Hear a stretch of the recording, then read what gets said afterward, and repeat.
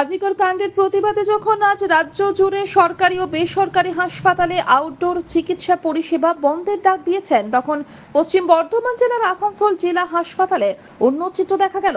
অন্যান্য দিনের মতো বুধবার আসানসোল জেলা হাসপাতালের আউটডোর চিকিৎসা পরিষেবা চালু রয়েছে।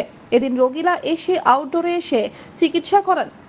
আসানসোল জেলা হাসপাতালের সুপার ডক্টর নিখিল চন্দ্র দাস বলেন, আজ আউটডোর পরিষেবা চালু রয়েছে। আউটডোর চালু আছে। আমাদের যারা পার্মানেন্ট ডাক্তার আছেন, স্পেশালিস্ট আছেন, জেনারেল ডিউটি মেডিকেল অফিসার এবং ইমার্জেন্সি, এগুলো আমাদের পার্মানেন্ট ডাক্তার দিয়ে চালু রাখা হয়েছে। কতগুলো বিভাগ আছে এখানে আউটডোরে?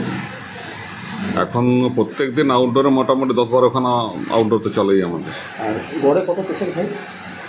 গড়ে ধরুন 1000-1200 পেশেন্ট আউটডোর অ্যাটেন্ড করে। আজকে পরিস্থিতি স্বাভাবিকই আছে? স্বাভাবিক। কি জন্য এসেছেন হাসপাতালে? রিপোর্ট দেখা দিচ্ছি। ডাক্তার দেখলো? হ্যাঁ। মানে আপনি তো শুনেছেন টিভিতে যে আজকে আউটডোর বন্ধ থাকার কথা, কিন্তু এখানে এসে কি দেখলেন? আউটডোর তো খুলে ছিল। আসানসোল থেকে মিলন সূত্রধরের রিপোর্ট, আনন্দ বার্তা।